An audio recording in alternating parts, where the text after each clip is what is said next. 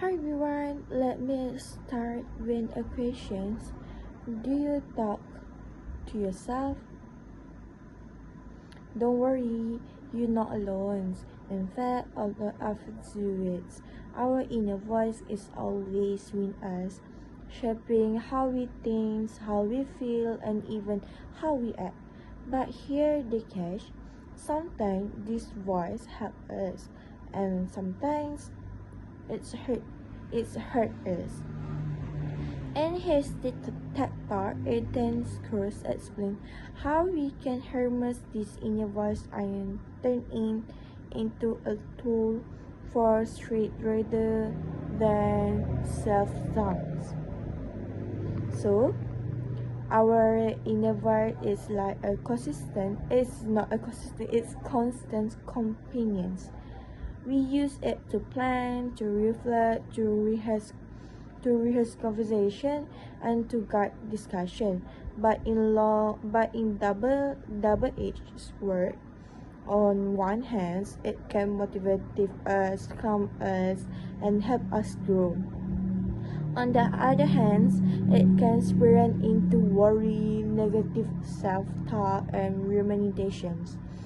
That's when we get start replaying mistakes or imagining worst case worst case worst, worst case scenarios. Cross remind us that the goal isn't to silence this voice, it's to remind it wisely. So how do we manage it? So here are the three powerful strategy. First, change your language. Instead of saying I can't do this, try using your own name or speak in the third person. For example, you can handle this, Sarah. You can handle this creates distance or reduce pressure, almost as if you're encouraging a friend. Second, reframe the questions.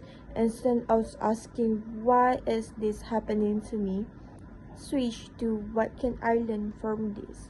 This small change move you from self-pity to problem solving.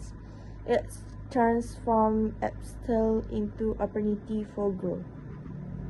The third one is externalize your voice. Talk about your worry when someone you trust.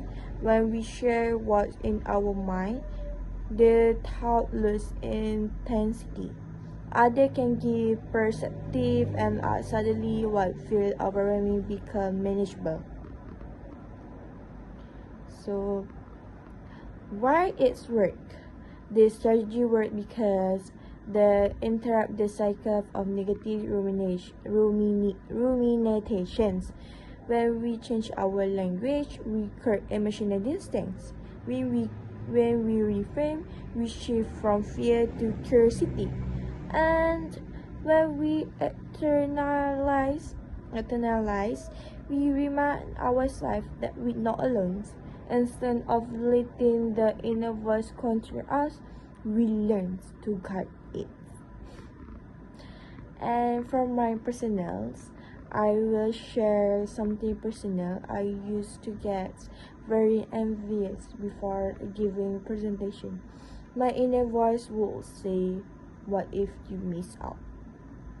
What if you ruin everything? But after learning about third person self-talk, I try to say, you prepare, you can do this, you take a full effort to do this, and you can do it. It feels different, less like fear, more like encouragement. That small shift change how I perform, how I believe each of us can experience when this too in our own life. So, the next time you in a voice turn critical or overwhelming, remember the Acton's cross advice. Step back and change your language, refine your perspective, or share your thought with someone you trust. Your inner voice doesn't have to be critic. It can be your coach, your guide, and even your search of strength. harmless acts, and you will finally clarify where there was confused and confident there were some. So, I will say, instead of letting the inner voice counter us, why not we learn to guard it? We remove the negativity and take the positivity from our inner voice. So that's all. Thank you.